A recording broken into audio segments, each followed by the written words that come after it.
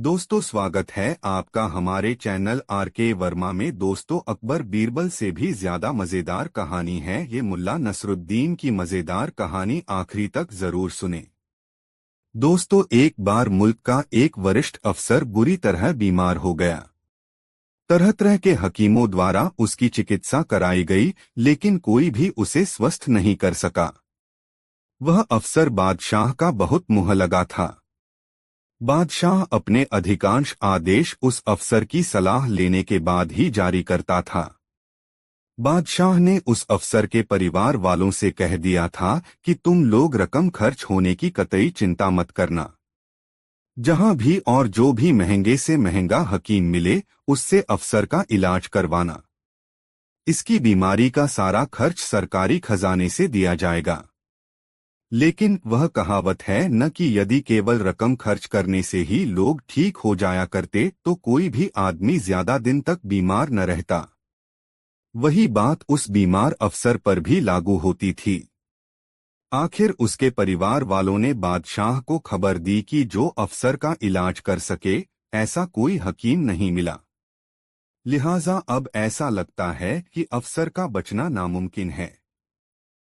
यह सुनते ही बादशाह ने सोचा कि अपने इतने बड़े अफसर को देखने के लिए उसे स्वयं उसके पास जाना चाहिए। यह सोचकर वह राजमहल से निकला और अफसर की हवेली की तरफ चल पड़ा। रास्ते में खोजा के घर रुककर उसने खोजा को भी अपने साथ चलने को कहा। अभी बादशाह और खोजा अफसर की हवेली से कुछ दूर थे कि तभी बादशाह ने एकाएक खोजा से कहा, खोजा, तुम भी तो आला दर्जे के करामाती इंसान हो। दुनिया भर के महंगे से महंगे हकीमों ने तो अफसर को ठीक करने से इनकार कर दिया। क्या तुम ऐसा कोई उपचार नहीं बता सकते जिससे वह फिर से भला चंगा हो जाए? कुछ नहीं, खोजा ने कहा, जहांपना, मैं कुछ कर सकता हूँ या नहीं, यह तो मरीज को देखकर ही बता सकूंगा। उसे देखने से पहले कोई दवा भला कैसे करूं? थोड़ी ही देर में वे दोनों बीमार अफसर की हवेली पर पहुंच गए। वहां का आलम ही दूसरा था। हालांकि वह अफसर अभी जिंदा था, लेकिन पूरी हवेली में ऐसा मातम छाया हुआ था जैसे कि अफसर का देहांत हो चुका हो। किसी को भी बादशाह के वहां आने की खुशी महसूस नहीं हो रही थी। बीमार अफसर के पास पहुंचने के बाद बादशाह ने खोजा की तरफ आंखों में इशारे से कहा, यह रहा तुम्हारा मरीज। इसे देखो और इसकी बीमारी दूर करने का कोई उपाय करो। खोजा ने बीमार अफसर के पास पहुंचकर उसकी नाड़ी टटोली, फिर उसके दिल पर हाथ रखा। जब इतने से उसकी समझ में आया तब अपना कान उसके दिल वाली जगह पर रखा। कुछ देर दिल की धड़कन सुनने के बाद वह बोला, बादशाह सलामत। मैं किसी जिंदा आदमी का इलाज तो कर सकता हूँ, किसी मुर्दे का नहीं। खोजा की यह बात सुनकर बादशाह हैरत में पड़ गया। अफसर के घर वालों की भी हैरानी की कोई सीमा नहीं रही। बादशाह ने खोजा को डांटा, खोजा, यह क्या बक रहे हो? अभी अफसर जिंदा है और तुम उसे जीते जी मुर्दा ऐलान कर रहे हो। यह बदतमीजी तो है ही, इंसानियत भी नहीं है। खोजा ने कहा, गुस्ताखी माफ हो बादशाह सलामत। आप लोगों को जो जिंदा दिखाई दे रहा है वह इस अफसर का जिस्म है, लेकिन इसका दिल अभी नहीं, जाने कब का मर चुका है। लगता है यह जनता पर इतने जुल्म अब तक करता रहा, वह इसीलिए कि इसका दिल कब का मर चुका था। अब यह जिस्म से भी इतना कमजोर हो गया है कि इसके ठीक होने के कोई आसार नहीं हैं। आदमी जब बीमार होता है तब दवाओं और दुआओं से उतना तंदुरुस्त नहीं होता जितना अपने दिल को मजबूत करने से होता है। चूंकि इसका दिल तो गरीबों पर जुल्म ढाते ढाते मर चुका है, इसीलिए कोई हकीम इसे अब तक ठीक नहीं कर सका और न मैं ठीक कर सकूंगा। अब तो इसे चैन से मरने दीजिए, वही इसके लिए और आम जनता के लिए फायदेमंद रहेगा। खोजा की दो टूक बातें सुनकर बादशाह को इस बारे में कुछ और कहना ही नहीं, बल्कि वहां रुके रहना भी दूभर लगने लगा। उसने घर के लोगों को गम सहने की नसीहत दी और खोजा को अपने साथ लेकर महल की ओर चल पड़ा। लगभग आधे रास्ते तक खोजा और बादशाह में कोई बातचीत नहीं हुई। बाद में उदासी भरे स्वर में बादशाह ने खोजा से पूछा, खोजा, क्या तुम जानते हो कि यदि मुझे जन्नत में जाना हो तो क्या करना होगा? खोजा ने कहा, आपको रात दिन सोना पड़ेगा, तब तक जब तक आपका आखिरी वक्त नहीं आ जाता। बादशाह ने हैरान होकर अगला सवाल किया, क्या दिन रात सोने से जन्नत नसीब हो जाती है? खोजा ने बताया, सबको तो नहीं, पर आपको नसीब हो सकती है। दरअसल जब तक आप जागते रहेंगे तो फिर किसी अफसर के बहकावे में जनता पर जुल्म ढाएंगे। जब सोते रहेंगे तो किसी की बद्दुआ कमाने की नौबत ही नहीं आएगी। ऐसे में हो सकता है कि आपको मरने के बाद जन्नत नसीब हो जाए। पक्के तौर पर मैं यह दावा हरगिज नहीं कर सकता, क्योंकि अभी तक जिस बीमार अफसर को हम और आप देखकर आ रहे हैं, ऐसे न जाने कितने अफसरों के कहने में आकर आप जनता का जीना दूभर करते रहे हैं। आखिर उनका नतीजा भी तो आपके खाते में दर्ज हो चुका होगा।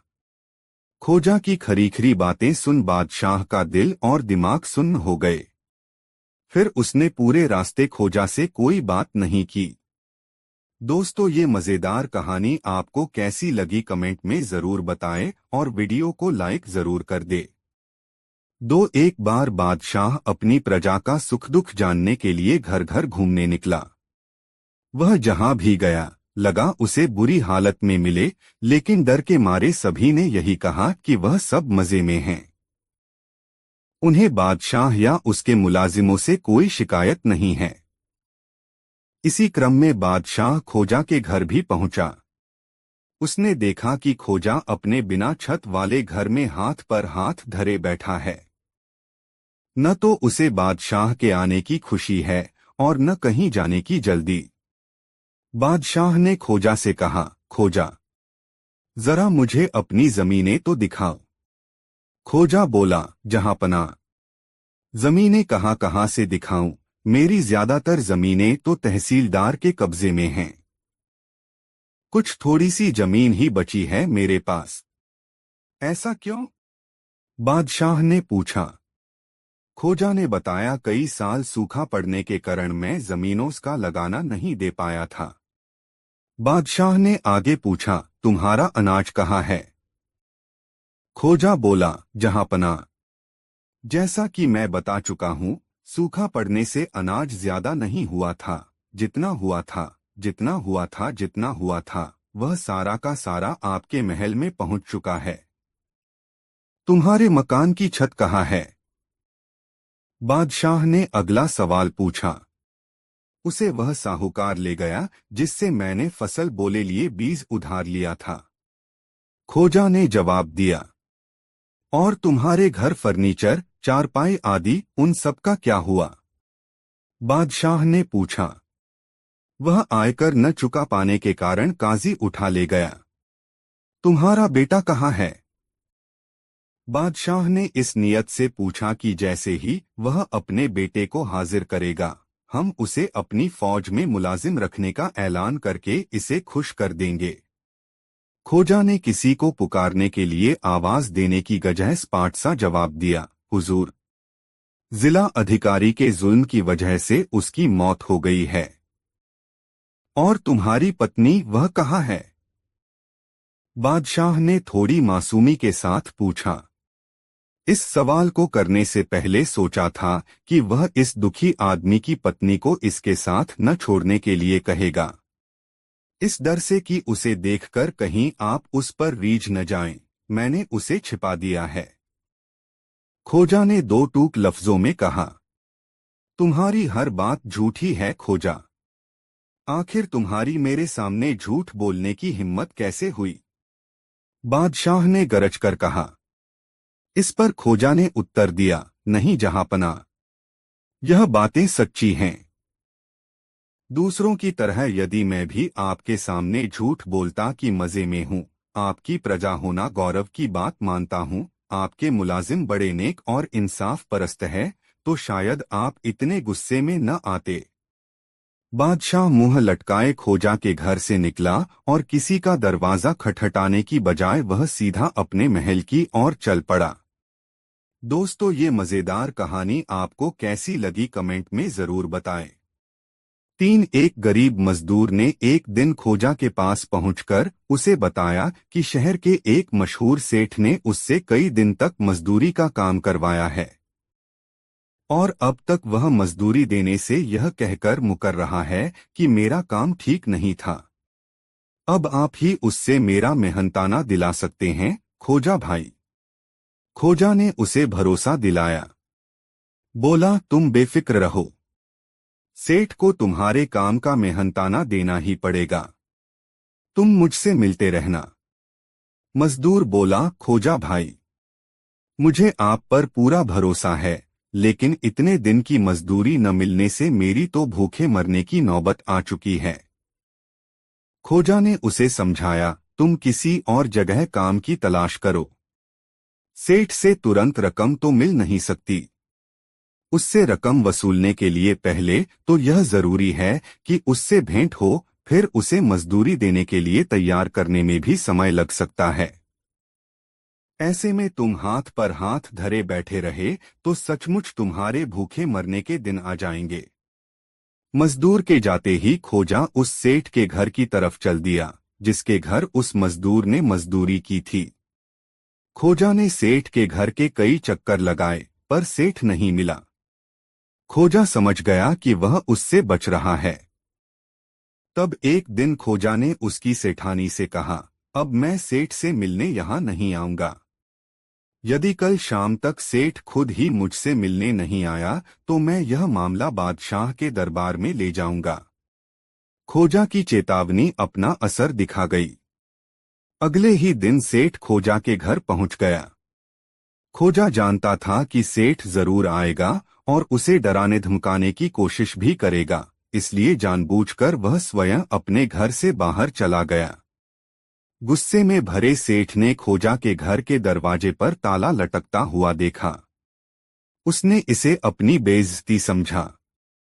अपना गुस्सा उतारने के लिए उसने दरवाजे पर टेढ़मेढ़े अक्षरों में गधा लिख दिया। दूसरे दिन बाजार में उसकी भेंट खोजा से हो गई। खोजा उसे देखते ही तपाक से बोला, सेठ जी, मैं आपसे माफी चाहता हूं कि कल जब आप मुझसे मिलने आए तब संयोग से मैं घर पर नहीं था। खोजा की बात सुनकर सेठ हैरान रह गया। उसने खोजा से पूछा, लेकिन तुम्हें यह कैसे मालूम हुआ कि मैं तुमसे मिलने के लिए आया था? यह सुनकर खोजा ने ठहाका लगाया। बोला, इसमें हैरान होने की क्या बात है? क्या आप मेरे घर के दरवाजे पर अपने हस्ताक्षर करके नहीं गए थे? सेठ समझ गया कि खोजा से पार पाना मुश्किल है। वह तो मन की बात तक जान लेता है। इसलिए उसने मजदूर की मजदूरी देने में ही अपनी भलाई समझी। दोस्तों, ये मजेदार कहानी आपको कैसी लगी कमेंट में जरूर बताएं और वीडियो को लाइक जरूर कर दे। एक बार बादशाह ने देश के तमाम बड़े अफसरों, रईसों और बुद्धिमान लोगों को अपने यहाँ भोज पर आमंत्रित किया। सभी लोग सज-धज कर बादशाह के यहाँ पहुंचे। इन मेहमानों में खोजा नसरुद्दीन भी था। बादशाह के निमंत्रण पर आए उन सभी लोगों में से किसी की भी समझ में यह बात नहीं आ रही थी कि आखिर हमारे कंजूस बादशाह ने यह दावत दी तो क्यों दी। सबसे ज्यादा उलझन में था खोजा। बादशाह के यहाँ दावत पर पहुंचे सभी लोग यह देखकर हैरान थे कि बादशाह ने उन्हें बुलाया है तो शायद इसलिए कि वह उन्हें खिला पिलाकर कई महीनों तक नए नए बहानों से नए नए टैक्स लगाकर उनसे दावत की कीमत वसूल कर लेगा। लेकिन खोजा के पास तो एक गधे के अतिरिक्त और कोई पूंजी भी नहीं है। वैसे भी बादशाह जिन दिनों बीमार चल रहा था तब खोजा ने दूर की सोची थी, उसके बाद तो बादशाह को खोजा की शक्ल भी नहीं देखनी चाहिए थी। खैर, दस्तरखान बिछे। सबने छक कर भोजन किया, डकारे ली और रवानगी की तैयारियां करने लगे। तभी देखते क्या है कि राजमहल के भीतर से कुछ राज कर्मचारी उपहारों के टुकड़े लेकर आ रहे हैं।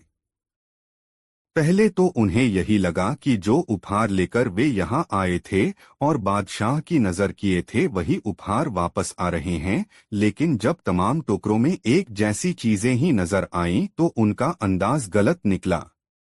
बादशाह ने तमाम मेहमानों को कपड़ों का एक जोड़ा भेंट किया। सबसे अंत में बारी आई खोजा की। उसे भी एक जोड़े कपड़ा भेंट किया गया, लेकिन खोजा को दिया गया जोड़ा बाकी तमाम जोड़ों से एकदम अलग था। वह जोड़ा आदमी के पहनने वाले कपड़े का न होकर गधे की पीठ पर रखे जाने वाले जामे का था। खोजा ने जैसे ही उस जोड़े को खेल कर देखा, उसे समझते देर नहीं लगी कि उसे अपमानित करने के उद्देश्य से ही उसे इस दावत में आमंत्रित किया गया है। सबके सामने बादशाह ने उसे यह जताने की कोशिश की है कि वह एक जोड़ी कपड़े के लायक भी नहीं है। बादशाह की निगाह में मुझे ज्यादा औकात मेरे गधे की है। फिर इससे पहले कि वहां मौजूद मेहमान खोजा की हंसी उड़ाएं, खोजा ने हंसते हुए कहा, मेहरबानो, आप सब देख रहे हैं कि बादशाह हुजूर मुझे आप सबसे ज्यादा पसंद करते हैं। इसीलिए उन्होंने आप सबको तो बाजार में मिलने वाले आम रेशम के कपड़े का जोड़ा दिया है, लेकिन मुझे तो उन्होंने स्वयं का जमा ही भेंट में दे दिया है। खोजा की बात सुनकर वहां उपस्थित सभी मेहमान ठहाके लगाकर हंसने लगे, लेकिन बादशाह के चेहरे पर जैसे कालिख ही पुत गई। वह मुंह फेरकर चुपचाप महल में चला गया। दोस्तों, वीडियो को लाइक जरूर कर दें। 4 एक बार काजी एक पकापकाया कलहंस बादशाह को भेंट करने आया। उसने बादशाह से कहा, बादशाह सलामत, आज आपका जन्मदिन है। मैं जानता हूं कि आपको कलहंस का मांस बहुत ज्यादा पसंद है, इसलिए मैं यह कलहंस खुद पकाकर आपको और आपके परिवार के लोगों को खिलाने आया हूं। बादशाह की दोनों शहजादियां कलहंस की टांगें और उसके 2 बेटे कलहंस का सीना खाने के लिए मचलने लगे। बादशाह और उसकी बेगम को कोई उपाय नहीं सूझा तो उन्होंने राजमहल के सेवक खोजा को बुलवाया और कलहंस का बंटवारा करने को कहा। खोजा ने चाकू से कलहंस का सिर काटकर बड़े अदब के साथ बादशाह को देते हुए कहा, जहांपना, आप हमारे मुल्क के सरताज हैं, आपको सिर खाना चाहिए। मेरी दिली ख्वाहिश है कि आप हमारे मुल्क के सरताज बने रहें। इसके बाद उसने कलहंस की गर्दन काटकर बेगम को पेश की और बोला, कहावत है कि यदि शौहर की उपमा सिर से दी जाए तो बेगम की उपमा गर्दन से दी जानी चाहिए। इसलिए आपको यह गर्दन दे रहा हूं। मेरी दिली ख्वाहिश है कि आप बादशाह सलामत से कभी न बिछुड़े। फिर उसने कलहंस का एक एक दैना दोनों शहजादियों को दिया और कहा, मेरी दिली ख्वाहिश है कि तुम्हारी शादी किसी अच्छी जगह हो जाए। ये डैना खाकर तुम अपने अपने शौहरों के साथ दूर तक जा सकोगी। फिर उसने दोनों शहजादों को कलहंस का एक एक पंजा दे दिया और कहा, तुम लोग बादशाह के तख्त के वारिस हो। पंजा खाकर तुम राजगद्दी पर मजबूती से पांव जमा सकोगे। कलहंस के सीने और टांगों का गोश्त ही काफी बच गया था। खोजा अपनी बात जारी रखते हुए बोला, किसी भी मुल्क की जनता ही उस मुल्क का सीना और पाँव होती है। जनता की ही मेहनत और लगन से कोई मुल्क आबाद और धनवान बनता है। बादशाह और उसके वारिस ही जिस मुल्क की जनता का दिल और टांगे खाने लगें, उस मुल्क के शासक के दिन जल्दी ही लदने वाले होते हैं, ऐसा समझना चाहिए। इस लिहाज से यदि इस कलहंस का सीना और टांगे हमारे बादशाह या उनका परिवार खाता है तो यह एक अपशकुन होगा। बेहतर यह होगा कि उसे मैं यानी इस मुल्क का आदमी नसरुद्दीन खोजा खाएं। यह कहता हुआ वह उस कलहंस के सीने और टांगों का गोश्त उठाकर राजमहल से बाहर चला गया और ड्योढ़ी पर बैठकर मजे से खाने लगा। कहना न होगा कि कलहंस के सीने और टांगों का गोश्त ही सबसे लजीज माना जाता है। दोस्तों, वीडियो को एक लाइक जरूर कर दे। एक बार एक आदमी डरास हमासा स्क्रोजा के पास पहुंचा। स्क्रोजा ने ज्यों ही उसे अपने घर के भीतर बैठने को कहा, वह व्यक्ति बताई हुई जगह पर न बैठकर दरवाजे के पास पहुंचा और दरवाजे को भीतर से बंद करने के बाद खोजा के एकदम करीब आकर बोला, खोजा भाई, मैं एक अपराधी हूं। मैंने एक किशोरी के साथ पहले बलात्कार किया, फिर उसकी हत्या भी कर दी। लेकिन मैंने दोनों अपराध अनजाने में किए हैं। क्या तुम मेरा मुकदमा लड़ सकते हो? खोजा ने कहा, मैं तुम्हारा मुकदमा लड़ सकता हूं। इसके लिए तुम्हें मुझको 2000 रुपए देने होंगे। जिस दिन तुम मुझे इतनी रकम दे दोगे, मैं तुम्हारा मुकदमा लड़ने के लिए चल पड़ूंगा। खोजा की फीस सुनते ही वह व्यक्ति खोजा से विदा लेकर चल दिया।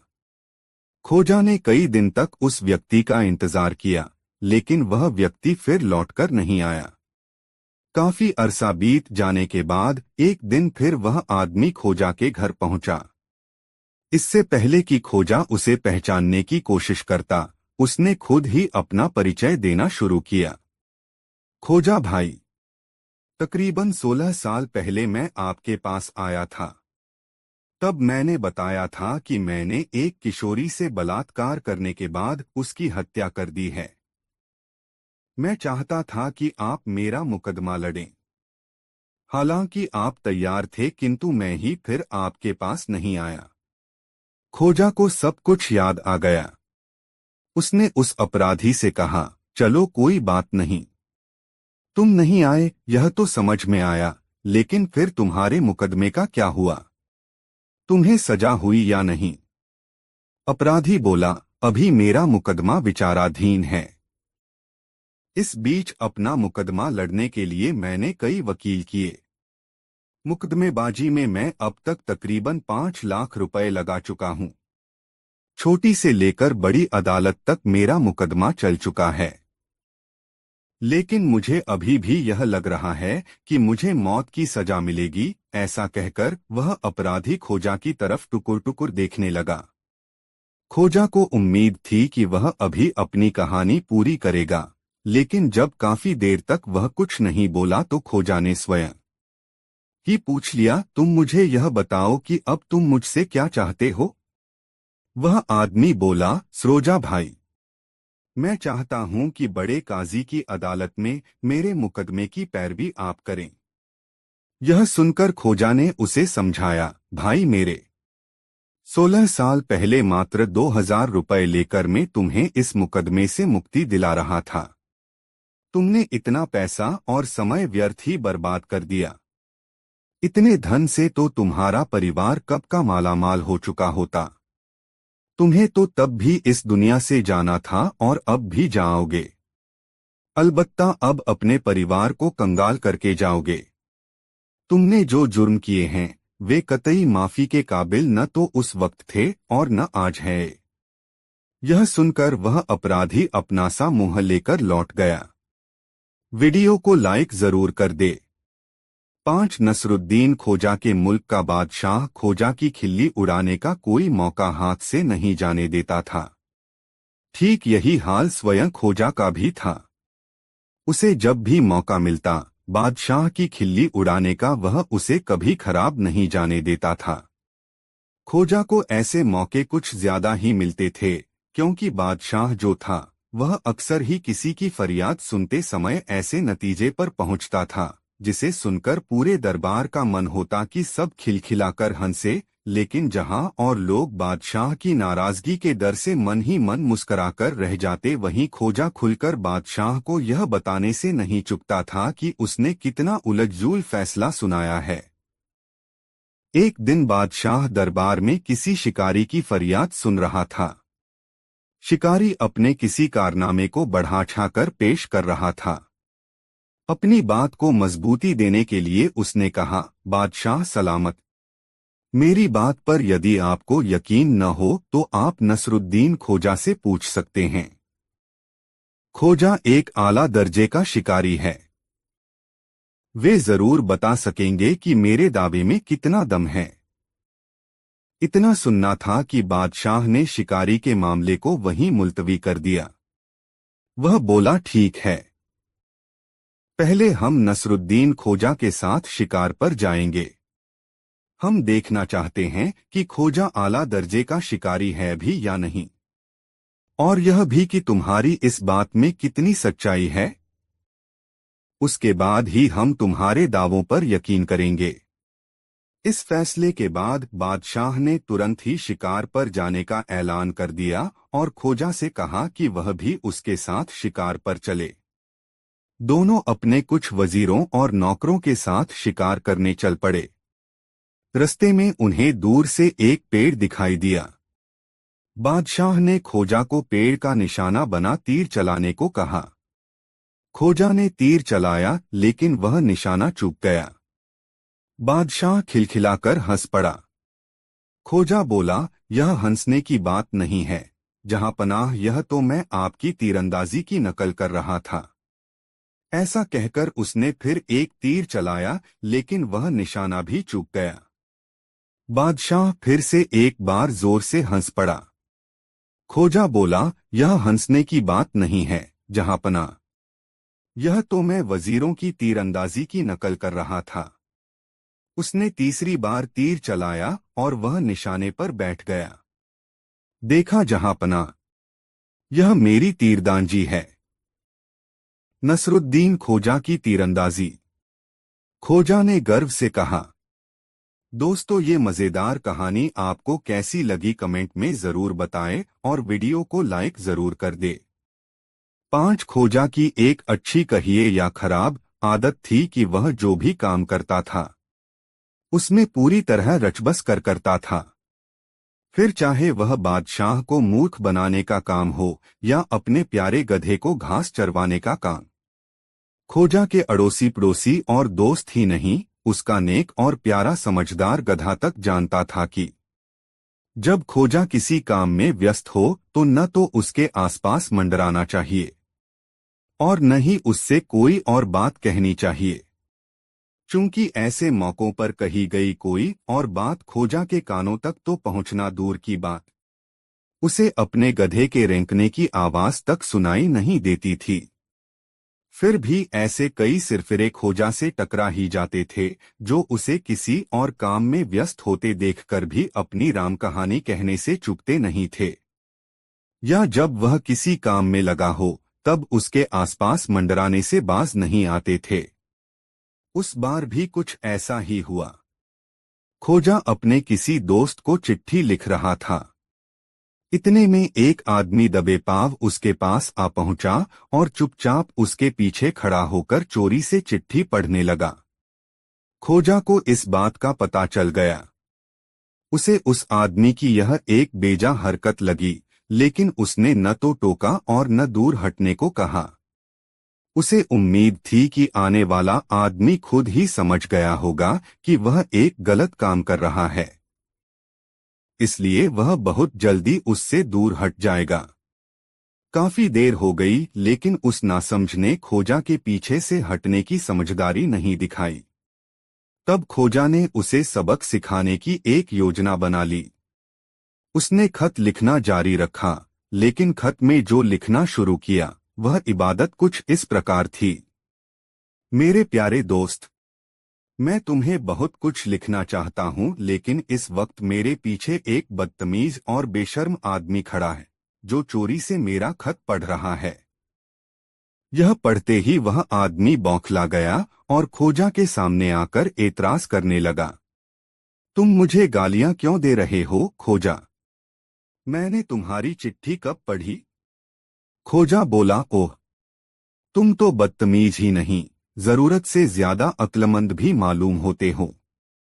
तुमने मेरी चिट्ठी नहीं पढ़ी तो तुम्हें कैसे पता चला कि मैं चिट्ठी में तुम्हारी बुराई लिख रहा हूं? क्या तुम बिना पढ़े केवल किसी के हाथ चलाने के ढंग से ही यह समझ जाते हो कि सामने वाला क्या लिख रहा है? अगर तुम वाकई इतने समझदार हो तो तुम्हें यह भी समझ होनी चाहिए कि कभी किसी दूसरे का खत नहीं पढ़ना चाहिए, इससे पहले कि खोजा उसे उसकी बेजा हरकत के लिए और शर्मिंदा करे। उसने खोजा के पास से भाग खड़ा होने में ही अपनी भलाई समझी। दोस्तों, कहानी कैसी लगी कमेंट में जरूर बताएं। एक दिन बादशाह ने खोजा से पूछा, खोजा, चलते वक्त तुम जमीन की तरफ देखते हुए क्यों चलते हो? सामने या दाएं बाएं क्यों नहीं देखते? क्या यह तुम्हारी खानदानी रीति है? खोजा ने तत्काल उत्तर दिया, नहीं जहांपना, ऐसी तो कोई बात नहीं है। दरअसल मैं जमीन की तरफ देखता हुआ इसलिए चलता हूं कि इसी जमीन में मेरे अब्बाजान कहीं गुम हो गए हैं। मैं उन्हीं को तलाशता हुआ आगे बढ़ता हूं। बादशाह को ठिठोली सूझी।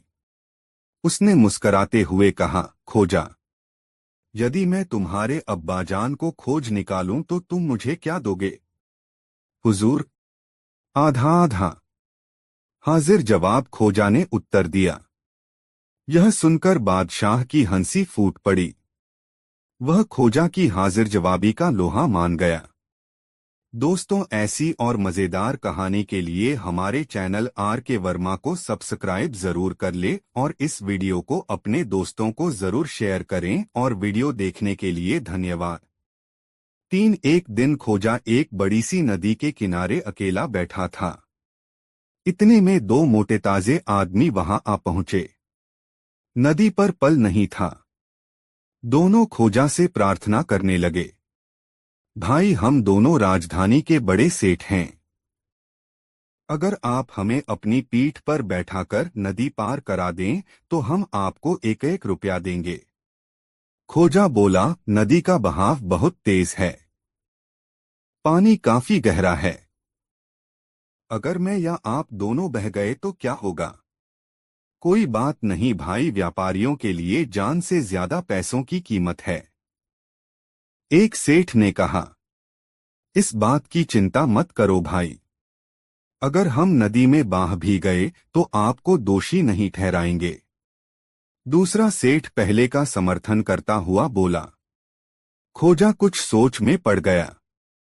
तभी पहला सेठ बोला, और रहा आपको डूबने या बहने का सवाल, तो भाई मेरे आप जैसे गरीब आदमी का जीना मरना तो लगा ही रहता है। बिना पैसे धेले तो आप यूं भी मरे हुए आदमी के समान ही हैं। हाँ, हमें नदी पार करवाने में अगर आप कामयाब हो गए तो आपकी जेब में 2 रुपए आ जाएंगे। कल्पना करो, इन 2 रुपयों से तुम्हारा कितना काम निकलेगा। खोजा को उन सेठों की बातें सुनकर बड़ा दुख पहुंचा। उसने महसूस किया कि दोनों सेठ महास्वार्थी हैं। मुझसे मदद मांग रहे हैं, पर मेरे मरने जीने की इन्हें तनिक भी चिंता नहीं है। खोजा ने पक्का इदारा कर लिया कि इन सेठों को सबक जरूर सिखाना चाहिए। इन्हें बता ही दूं कि मरना कैसा होता है। तब उसने सेठों से कहा, जब आप इतनी जिद कर रहे हैं तो ठीक है, मैं आपको नदी पार करने के लिए तैयार हूं। उसने एक सेठ को नदी पार करा दी और उससे 1 रुपया वसूल कर लिया। जब दूसरे सेठ को पीठ पर लादकर मझधार में पहुंचा तो जानबूझकर फिसल गया और नदी में गिर गया। सेठ भी नदी में बह गया। यह देखकर उस पार खड़ा सेठ फूट फूट कर रोने लगा। खोजा भी उस पार पहुंचकर रोने लगा और मातम मनाने लगा। यह देखकर सेठ चकित होकर उससे पूछा, मैं तो अपने साथी की मौत पर रो रो कर मातम मना रहा हूं, तुम क्यों रो रहे हो भाई? खोजा बोला, मैं तो अपने दूसरे रुपए का मातम मना रहा हूं, क्योंकि नदी में सेठ के साथ वह भी बह गया है। आप ही ने तो कहा था कि रुपए से बढ़कर दुनिया में और कोई चीज नहीं होती। दोस्तों, वीडियो कैसा लगा कमेंट में जरूर बताएं। एक दिन बादशाह और खोजा हाथी पर चढ़कर नदी किनारे सैर करने को निकले। रास्ते में उन्होंने एक शराबी को देखा जो नशे में झूम रहा था। हाथी को देखकर शराबी ने लड़खड़ाती आवाज में बादशाह और खोजा की ओर देखते हुए पूछ लिया, ओ हाथी वाले, क्या अपना यह हाथी बेचेगा? बेचे तो इसका दाम बता। उसकी ऐसी हालत देखकर खोजा ने बादशाह से कहा, चलते रहिए जहांपना, यह आदमी नशे में धुत है। अभी यह हाथी खरीदने की बात कर रहा है थोड़ी देर में आपको और मुझे भी खरीदने की बात करने लगेगा। शराब चीज ही ऐसी होती है।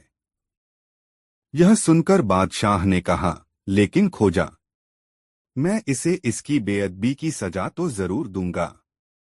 मेरे शहर में लोग शराब जैसी गंदी चीज भी पीते हैं, यह मुझे आज पता चला। मैं कल ही हुक्म दे दूंगा कि ऐसे लोग जो शराब पीते हैं उनकी खोज की जाए। मैं ऐसे लोगों को शहर से निकाल दूंगा, फिर जाकर मरें किसी और राज्य में। अगले दिन उस शराबी को होश आया तो उसके पड़ोसियों ने उसे रात के वाकये की इत्तिला दी। सुनकर उस शराबी का हाल बेहाल हो गया। भागा भागा पहुंचा खोजा के घर। बोला, हुजूर, मुझे बादशाह हुजूर के गुस्से से किसी तरह बचा लीजिए। वह या तो कैदखाने में डलवा देंगे या फिर शहर से निकाल देंगे।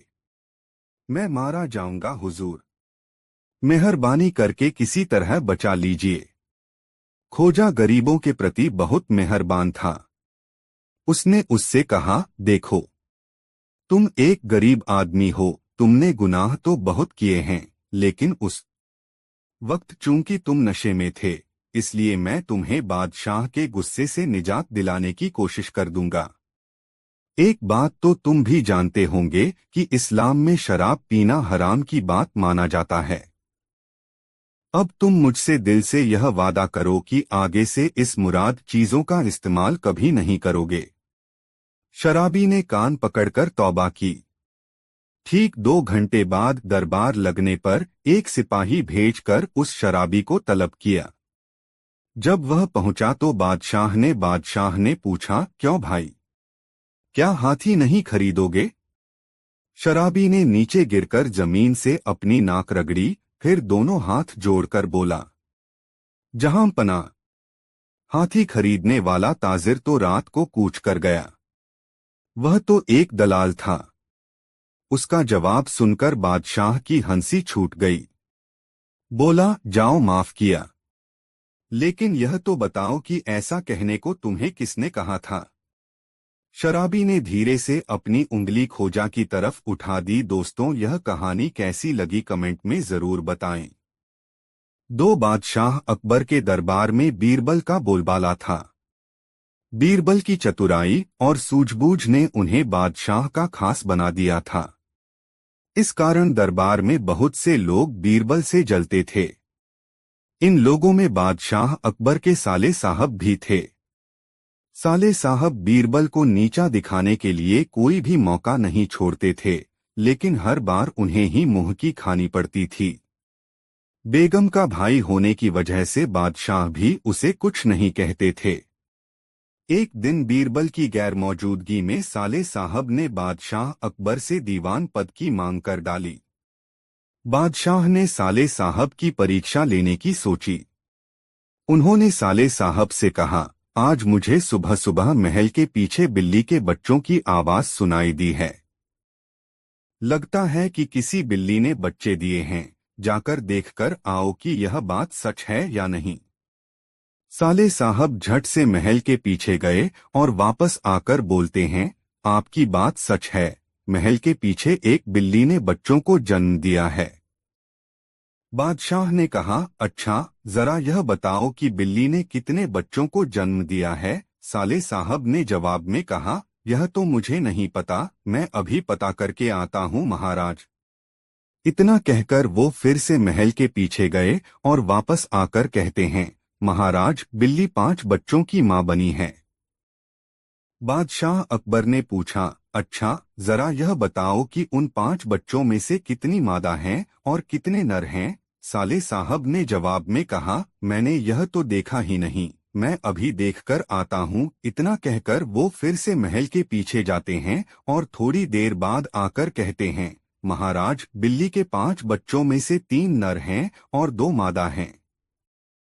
बादशाह अकबर ने अपने साले साहब से फिर से एक सवाल पूछा, बिल्ली के नर बच्चे किस रंग के हैं? सवाल के जवाब में साले साहब ने कहा, मैं अभी देखकर आता हूँ। बादशाह अकबर ने कहा, रहने दो, बैठ जाओ। इतने में बीरबल राज दरबार में पहुंच चुके थे। बादशाह ने बीरबल से कहा, बीरबल, महल के पीछे बिल्ली ने बच्चों को जन्म दिया है, जरा देखकर आओ कि क्या यह बात सही है। बीरबल ने कहा, मैं अभी देखकर आता हूँ महाराज। ऐसा कहकर वह महल के पीछे देखने के लिए चले गए। वापस लौटकर बीरबल ने बादशाह अकबर को बताया, महाराज, बिल्ली ने बच्चों को जन्म दिया है। बादशाह ने बीरबल से पूछा, बिल्ली कितने बच्चों की मां बनी है? बीरबल ने तुरंत जवाब दिया, महाराज, 5 बच्चों की। बादशाह ने फिर से सवाल किया, बिल्ली के बच्चों में से कितनी मादा हैं और कितने नर हैं? बीरबल ने तुरंत जवाब दिया, महाराज, 3 नर और 2 मादा। बादशाह अकबर ने एक बार फिर से बीरबल से सवाल किया, बिल्ली के नर बच्चे किस रंग के हैं? बीरबल ने तुरंत जवाब दिया, महाराज, 2 नर बच्चों का रंग काला और एक का बादामी है। अब महाराज ने पास बैठे अपने साले साहब की तरफ देखा और पूछा, तुम्हारा इस बारे में क्या कहना है? साले साहब शर्मिंदगी से सिर झुकाए बैठे रहे और कुछ न कह सके। कहानी से सीख। इस कहानी से हमें यह सीख मिलती है कि हमें किसी की सफलता से जलना नहीं चाहिए। दोस्तों, वीडियो को लाइक जरूर कर दें। 3 दोस्तों, एक समय की बात है, बादशाह अकबर ने अपने बेगम के जन्मदिन के लिए बहुत ही खूबसूरत और बेशकीमती हार बनवाया था। जब जन्मदिन आया तो बादशाह अकबर ने वह हार अपनी बेगम को तोहफे में दे दिया, जो उनकी बेगम को बहुत पसंद आया। अगली रात बेगम साहिबा ने वह हार गले से उतारकर एक संदूक में रख दिया। जब इस बात को कई दिन गुजर गए तो एक दिन बेगम साहिबा ने हार पहनने के लिए संदूक खोला, लेकिन हार कहीं नहीं मिला। इससे वह बहुत उदास हो गईं और इस बारे में बादशाह अकबर को बताया। इस बारे में पता चलते ही बादशाह अकबर ने अपने सैनिकों को हार ढूंढने का आदेश दिया, लेकिन हार कहीं नहीं मिला। इससे अकबर को यकीन हो गया कि बेगम का हार चोरी हो गया है। फिर अकबर ने बीरबल को महल में आने के लिए बुलावा भेजा। जब बीरबल आया तो अकबर ने सारी बात बताई और हार को खोज निकालने की जिम्मेदारी उसे सौंप दी। बीरबल ने समय व्यर्थ किए बिना ही राजमहल में काम करने वाले सभी लोगों को दरबार में आने के लिए संदेश भिजवाया। थोड़े ही देर में दरबार लग गया। दरबार में अकबर और बेगम सहित सभी काम करने वाले हाजिर थे, लेकिन बीरबल दरबार में नहीं था। सभी बीरबल का इंतजार कर ही रहे थे कि तभी बीरबल एक गधा लेकर राज दरबार में पहुंच जाता है। देर से दरबार में आने के लिए बीरबल बादशाह अकबर से माफी मांगता है। सभी सोचने लगते हैं कि बीरबल गधे को लेकर राज दरबार में क्यों आया है। फिर बीरबल बताता है कि यह गधा उसका दोस्त है और उसके पास जादुई शक्ति है। यह शाही हार चुराने वाले का नाम बता सकता है। इसके बाद बीरबल जादुई गधे को सबसे नजदीक वाले कमरे में ले जाकर बांध देता है और कहता है कि सभी एक एक करके कमरे में जाएं और गधे की पूंछ पकड़कर चिल्लाएं, जहां पनाह, मैंने चोरी नहीं की है। साथ ही बीरबल कहता है कि आप सभी की आवाज दरबार तक आनी चाहिए। सभी के पूंछ पकड़कर चिल्लाने के बाद आखिर में गधा बताएगा कि चोरी किसने की है। इसके बाद सभी कमरे के बाहर एक लाइन में खड़े हो गए और एक एक करके सभी ने कमरे में जाना शुरू कर दिया। जो भी कमरे के अंदर जाता तो पूंछ पकड़कर चिल्लाना शुरू कर देता, जहां पनाह, मैंने चोरी नहीं की है। जब सभी का नंबर आ जाता है तो अंत में बीरबल कमरे में जाता है और कुछ देर बाद कमरे से बाहर आ जाता है। फिर बीरबल सभी काम करने वालों के पास जाकर उन्हें दोनों हाथ सामने करने को बोलता है और एक एक करके सभी के हाथ सूंघने लगता है। बीरबल की इस हरकत को देखकर सभी हैरान हो जाते हैं। ऐसे ही सूंघते सूंघते एक काम करने वाले का हाथ पकड़कर बीरबल जोर से बोलता है, जहां पनाह, इसने चोरी की है। ये सुनकर अकबर बीरबल से कहते हैं, तुम इतने यकीन के साथ कैसे कह सकते हो कि चोरी इस सेवक ने ही की है? क्या तुम्हें जादुई गधे ने इसका नाम बताया है? तब बीरबल बोलता है, जहां पनाह यह गधा जादुई नहीं है। यह बाकी गधों की तरह साधारण ही है। बस मैंने इस गधे की पूंछ पर एक खास तरह का इत्र लगाया है। सभी सेवकों ने गधे की पूंछ को पकड़ा, बस इस चोर को छोड़कर। इसलिए इसके हाथ से इत्र की खुशबू नहीं आ रही है। फिर चोर को पकड़ लिया गया और उससे चोरी के सभी सामान के साथ ही बेगम का हार भी बरामद कर लिया गया। बीरबल की इस अक्लमंदी की सभी ने सराहना की और बेगम ने खुश होकर बादशाह अकबर से उसे उपहार भी दिलवाया। कहानी से सीख। इस कहानी से यह सीख मिलती है कि बुरे काम को कितना भी छुपाने की कोशिश करो, एक दिन सबको पता चल ही जाता है।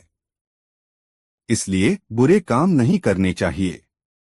दोस्तों, वीडियो को लाइक जरूर कर दे, कमेंट में बताएं कहानी कैसी लगी। 4 दोस्तों, एक बार की बात है, दिल्ली नगर में एक अति दरिद्री मनुष्य रहता था। उसकी हालत बड़ी अबतर थी। यहाँ तक कि अन्न मिलता तो वस्त्र नहीं, और यदि वस्त्र मिलता तो अन्न का ही अभाव रहता। उस मनुष्य को एक 8 वर्ष की कन्या थी, जो रूप रंग में भली और शरीर की सुडौल थी। एक दिन एक दुष्ट मनुष्य उस कन्या से मिला और उसे कुछ प्रलोभन देकर बहकाया। जब वह बालिका छोटी बुद्धि के कारण उसके बहकावे में आ गई तो वह उसे एक रंडी के घर ले जाकर बेच दिया। वेश्या के घर जाकर कन्या को सब उपभोग की सामग्रियां आसानी से मिलने लगीं। खाने के लिए हर समय नया नया और स्वादिष्ट पदार्थ मिलता था। ऐसे सुख के उपभोग में पड़कर कन्या अपने पिता को एकदम भूल गई। इधर बेचारा पिता अपनी कन्या के लिए बहुत हाय हाय किया और अपने भरसक उसकी बहुत खोजबीन की, परंतु जब उसका कहीं भी पता न चला तो लाचार होकर बैठ रहा।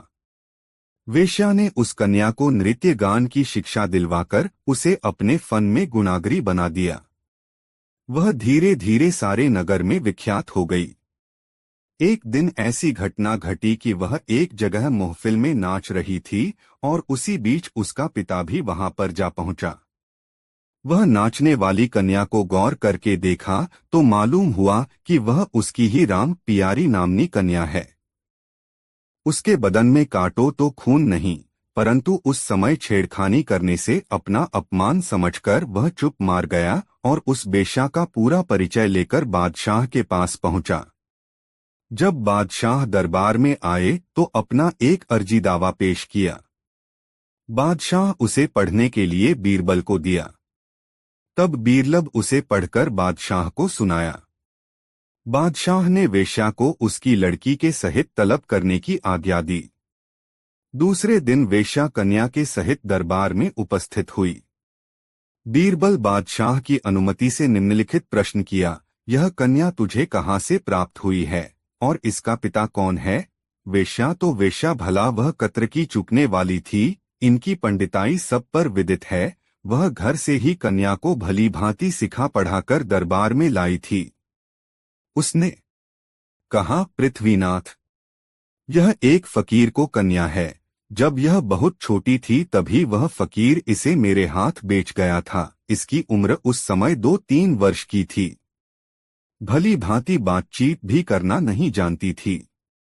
मेरे घर रहकर कई वर्षों के बाद अब सयानी हुई है। लालन पालन के अतिरिक्त और बहुत सा व्यय करके मैंने इसे शिक्षिता बनाया है। बीरबल ने उस कन्या से पूछा, क्यों री छोकरी, तू अपने माता पिता को जानती है? तेरा जन्म किस जगह हुआ था? लड़की बोली, ना सरकार, मैं तो अपने माता पिता की सूरत भी नहीं पहचानती। जब से होश संभाले हूँ तब से आज तक बराबर इन्हीं का साथ है और मैं इन्हीं को अपनी माँ जानती हूँ। बीरबल ने वेश्या से पूछा, तू इस लड़की का नाम जानती है? वेश्या बोली, हाँ, मैं इसको काशी के नाम से पुकारती हूँ। बीरबल ने कहा, अच्छा, अब आज तुम अपने घर जाओ, कल दरबार के समय फिर उपस्थित होना। दूसरे दिन बीरबल ने उससे पहले ही लड़की के पिता को तलब किया और उससे पूछा, क्या तुम अपने लड़की का असली नाम बतला सकते हो? पिता बोला, हाँ सरकार, मैं उसे सुभद्रा नाम से पुकारता हूँ। यह हमारे अड़ोस पड़ोस के सभी लोग जानते हैं, आप उनसे भी पूछ सकते हैं। बीरबल को उनके नाम के संबंध में और पूछताछ करने की आवश्यकता नहीं जान पड़ी, इसलिए उसे वहीं तक रखा। इधर वेश्या भी समय पर उपस्थित हुई। इस मामले की बड़ी शोहरत हो गई थी, इसलिए दोनों तरफ से बहुतेरे लोग फैसला सुनने के लिए आए।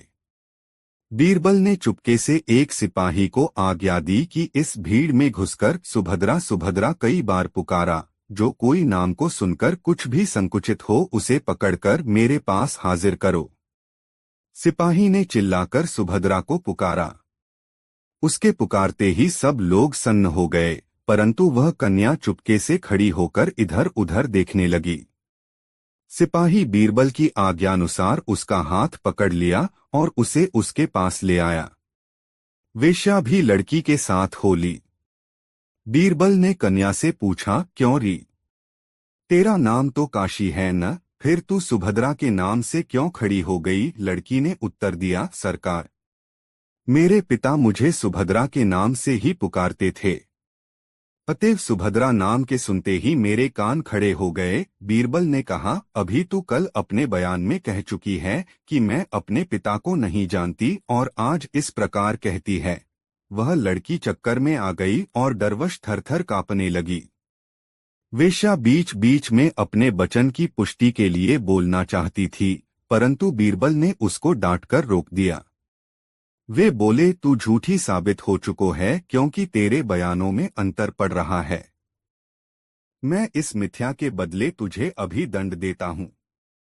यह कहकर बीरबल ने एक कर्मचारी से कुछ सांकेतिक भाषण किया। कर्मचारी आज्ञा पाते ही एक कोड़ा हाथ में लेकर सामने आया। उसे देखकर वेश्या डर गई और तुरंत अपना कसूर गर्दान लिया। वह बोलो, पृथ्वीनाथ, मैं इस कन्या को आज से 3-4 वर्ष पहले एक आदमी से खरीदा था। वह आदमी मुझे झांसा पट्टी पढ़ा, इसके बदले में काफी धन हड़प ले गया है।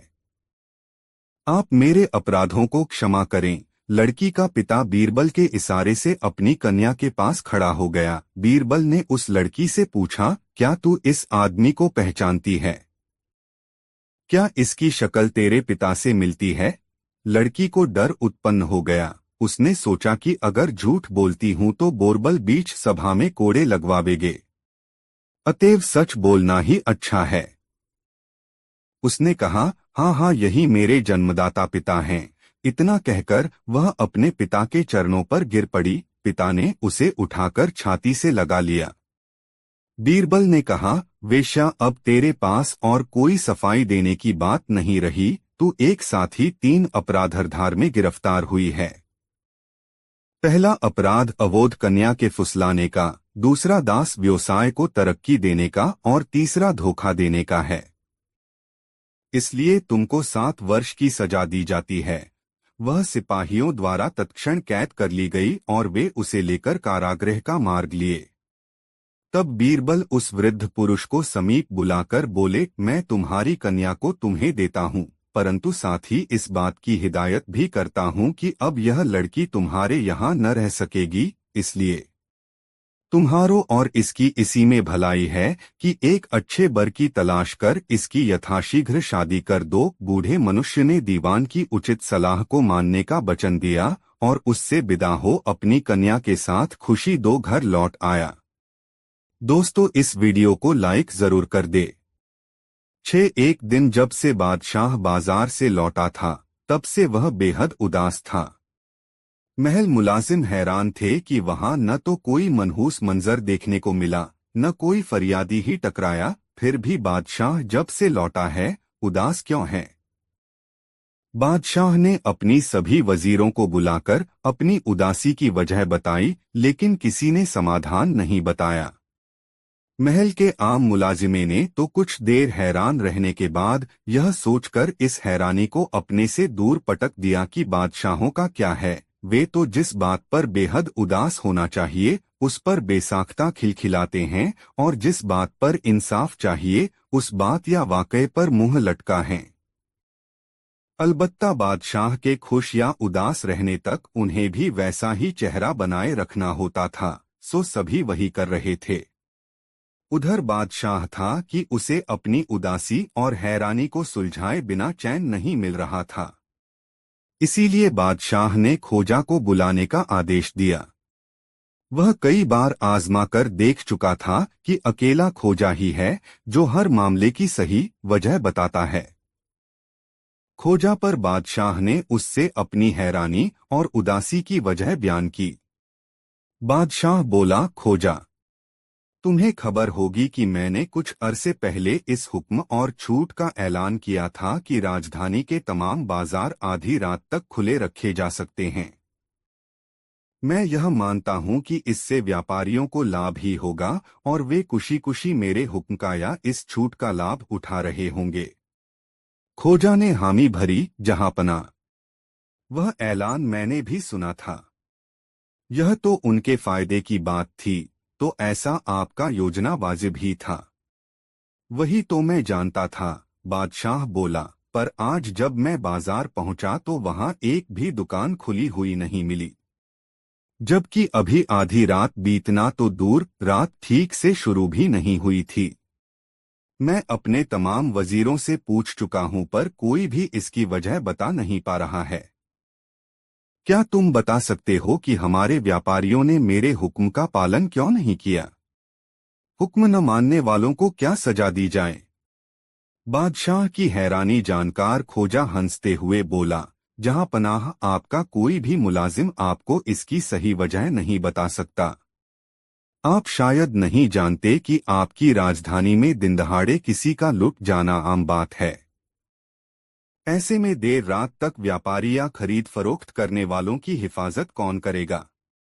जिस पल हमारी राजधानी रात को अंधेरे में डूबी रहती है, फिर दुकानों में काम करने वालों को दुगुनी तनख्वाह कौन देगा? रहा सजा देने का सवाल, तो सजा व्यापारियों को नहीं, उस मुलाजिमों को दीजिए जिनका काम लोगों की अमन चैन मुहैया कराना है। कहना न होगा, बादशाह को यह इल्म होते देर न लगी कि महल से फरमान जारी करने देने से कोई उसका फायदा नहीं उठाने लगता। दोस्तों, ये मज़ेदार कहानी आपको कैसी लगी कमेंट में ज़रूर बताएं और वीडियो को लाइक ज़रूर कर दे। ऐसी और कहानी सुनने के लिए हमारे चैनल को सब्सक्राइब ज़रूर कर ले और यह वीडियो अपने मित्रों को ज़रूर शेयर करें। वीडियो देखने के लिए धन्यवाद।